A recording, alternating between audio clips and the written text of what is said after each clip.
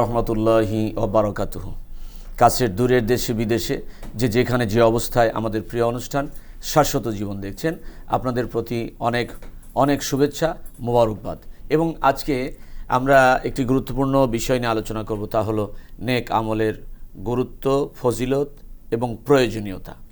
নেক আমল ছাড়া আল্লাহর সান্নিধ্য পাওয়া যায় না। ইন্নাল্লাযীনা আমানু ওয়া আমিলুস সলিহাতি লাহুম জান্নাতুন তাজরি মিন তাহতিহাল আনহার যালিকাল ফাউজুল কাবীর। আপনারা অবশ্যই জানেন যে ঈমান আছে, নেক আমল নাই, তাহলে সেই ঈমানের তেমন একটা প্রয়োজনীয়তা নেই।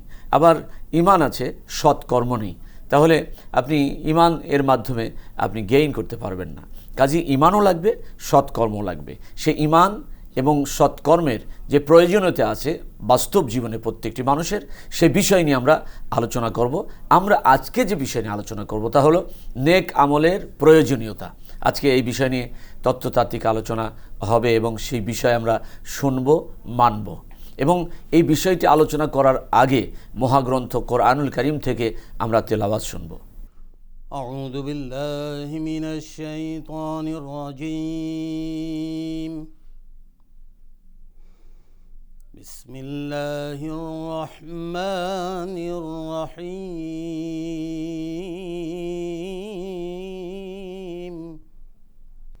ওয়া আনজালনা ইলাইকাল কিতাবা বিল হক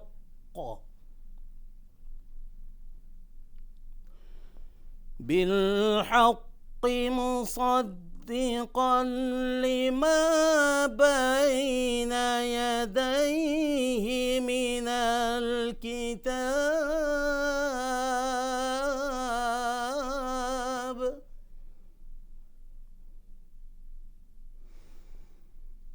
الكتاب ومهيمنا عليه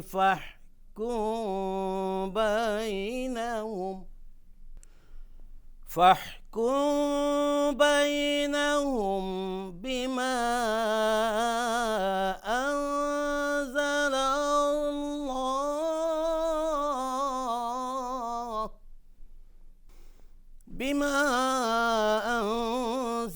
الله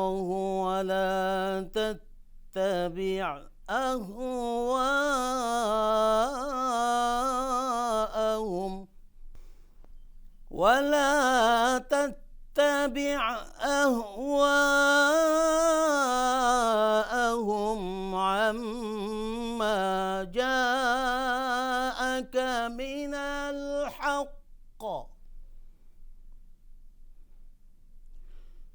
لكل جعلنا منكم شرعة ومنهاجا ولو شاء الله لجعلكم أمة واحدة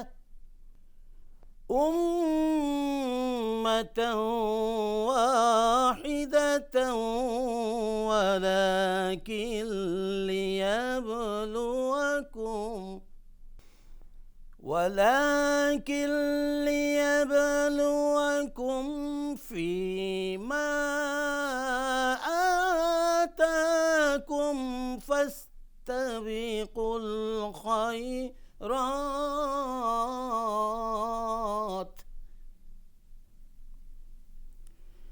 فيما آتاكم فاستبقوا الخيرات إلى الله مرجعكم جميعا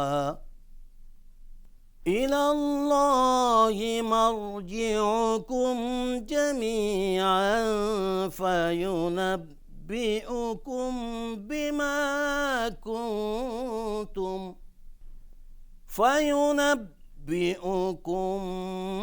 بما كنتم فيه تختلفون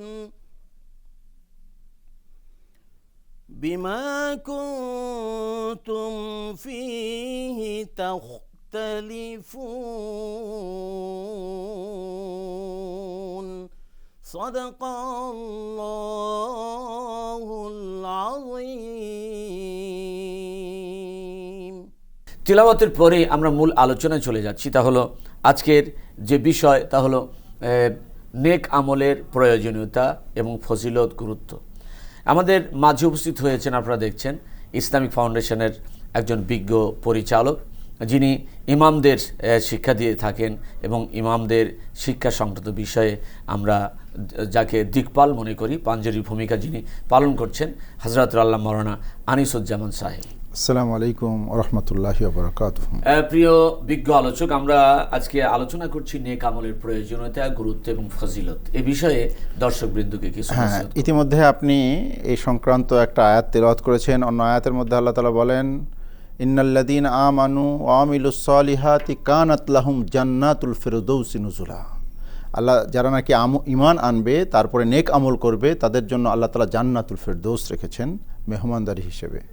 এছাড়াও আল্লাহ তাআলা অসংখ্য আয়াত, দেখেন সূরাতুল আসর, যেই আয়াত সূরা সম্পর্কে ইমাম শাফি রহমতুল্লাহ আলাইহি বলেছেন, কোরআনে যদি অন্য কোনো আয়াত নাজিল না হতো, শুধুমাত্র এই সূরাটা নাজিল হইতো, লাকাফাত বিহাল উম্মাহ, উম্মতের হেদায়েতের জন্য এই একটা সূরাই যথেষ্ট ছিল। সেখানে আল্লাহ তাআলা প্রথমে আসরের কসম খেয়ে, জামানার কসম খেয়েছেন।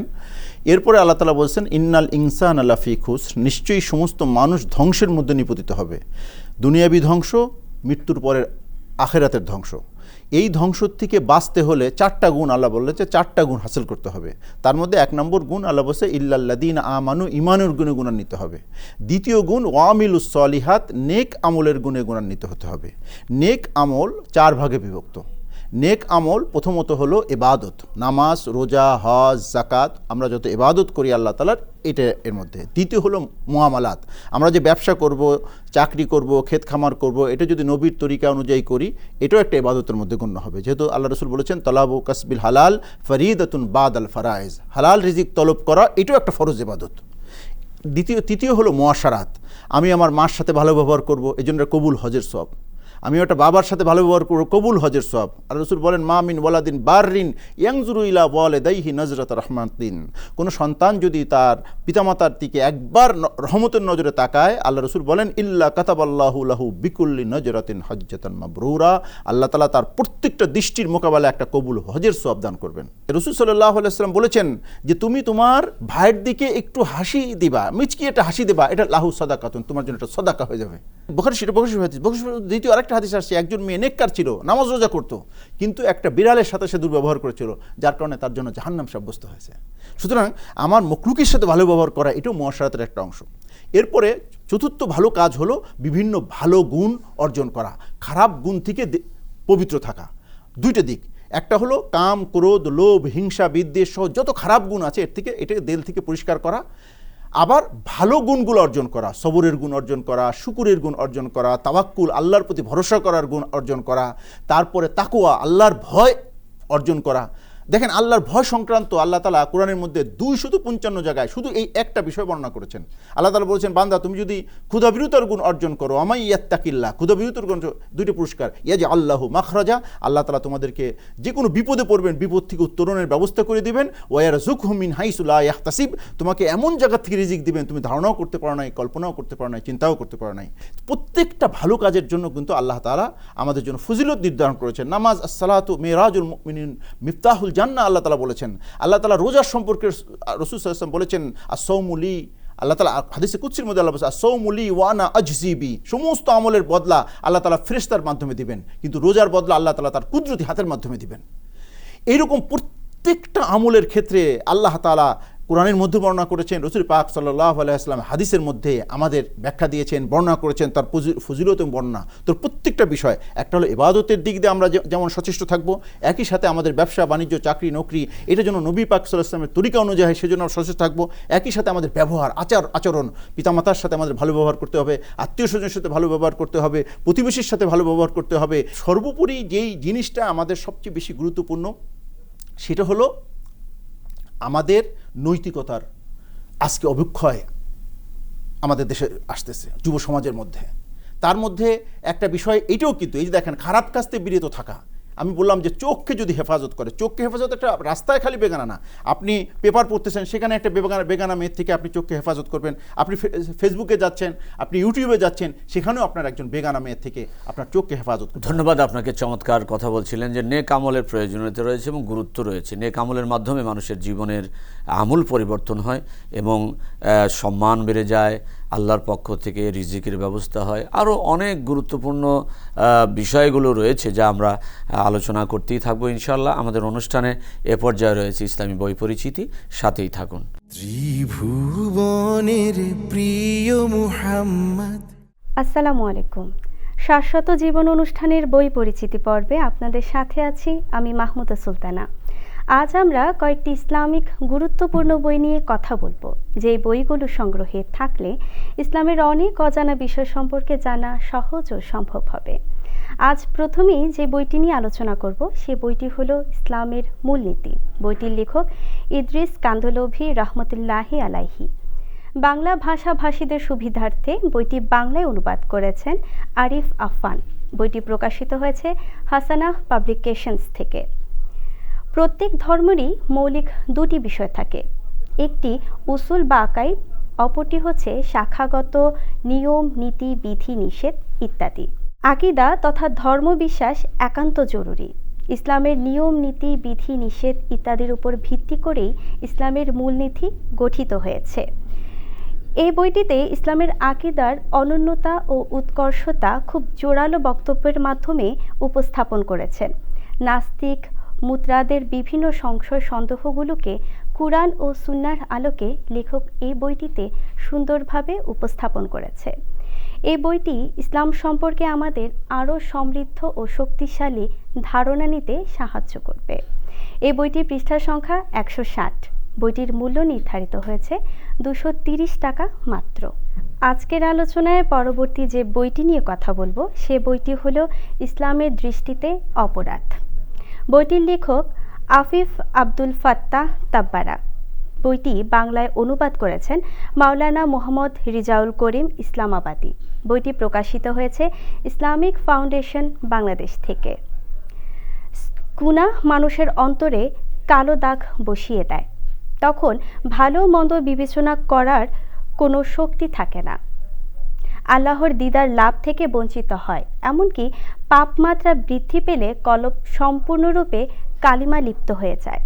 আল্লাহর বিধি নিষেধ হুকুম অমান্য করে বেপরোয়া চলাচল, আচরণ, কথাবার্তা ইত্যাদি মানুষকে ধীরে ধীরে অন্ধকার পথের দিকে ধাবিত করে। এই বইটিতে অপরাধের বিষয়, পরিচয় ইত্যাদি সম্পর্কে খুব সুন্দর স্পষ্ট ধারণা রয়েছে। এই বইটিতে আলোচনা করা হয়েছে কিভাবে এই অপরাধ থেকে পরিত্রাণ পাওয়া যায়। এই বইটির পৃষ্ঠা সংখ্যা 306 এবং এর মূল্য নির্ধারিত হয়েছে 176 টাকা মাত্র। এই ছিল আমাদের আজকের বই পরিচিতি পর্ব। পরবর্তী অনুষ্ঠান দেখার আমন্ত্রণ জানিয়ে এখানেই বিদায় নিচ্ছি। আল্লাহ হাফেজ। ত্রিভুবনের প্রিয় মুহাম্মদ। আপনারা শুনছিলেন নেক আমলের প্রয়োজনীয়তা এবং গুরুত্ব, তাৎপর্য এবং ফজিলত। এই যে নেক আমল, এই নেক আমল আমরা যে করি এর দুনিয়া এবং আখেরাতের ফায়দা কি, ফজিলত কি? এই নেক আমলের গুরুত্ব অপরিসীম। আল্লাহ তাআলা আমাদেরকে আশরাফুল মাখলুকাত করে দুনিয়া জীবনে পাঠিয়েছেন, আর এই পাঠানোর একটি উদ্দেশ্য আল্লাহ তাআলার অবশ্যই রয়েছে। সেটি হচ্ছে ওয়ামা খলাকতুল জিন্না ওয়াল ইনসা ইল্লা লিয়াবুদুন। আল্লাহ তাআলা বলছেন যে আমি মানব জাতিকে, জিন জাতিকে একমাত্র শুধুমাত্র ইবাদত করার জন্য পাঠিয়েছি।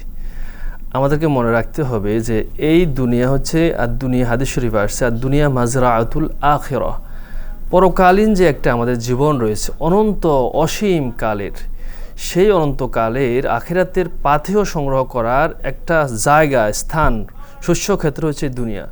এখানে আমরা একজন মুমিন ইমানদার মুসলমানের কাজ হচ্ছে এই দুনিয়াকে সফর হিসাবে, সফর যেরকম আমরা করি, যেমন আমরা ঢাকা থেকে হয়তো কক্সবাজার যাব, সেখানে আমরা সফর উদ্দেশ্যে 3 দিন 5 দিনের জন্য যাচ্ছি আমরা, সেখানে কিন্তু আমরা শর্ট টাইমে একটা ব্যাগ অ্যান্ড ব্যাগেজ নিয়ে যাই, আবার আমাদের উদ্দেশ্য থাকে আমরা ঢাকায় ফিরবো।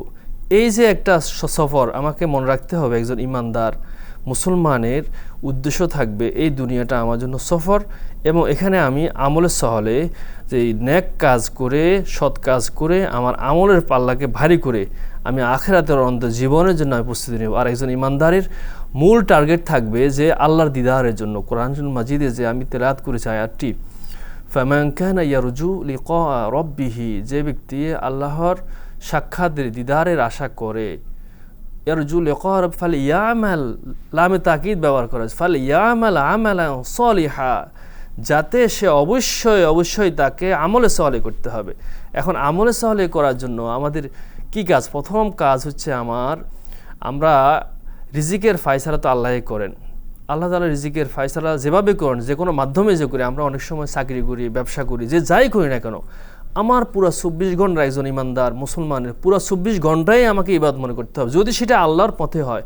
দিনু আন নাসিহা, দিনের নাম হচ্ছে কল্যাণ করা মানুষের। খয়রুন নাস মাইয়ানফাউন নাস, মানুষের মধ্যে সর্বোত্তম ব্যক্তি ওই ব্যক্তি যে মানুষের উপকার করে।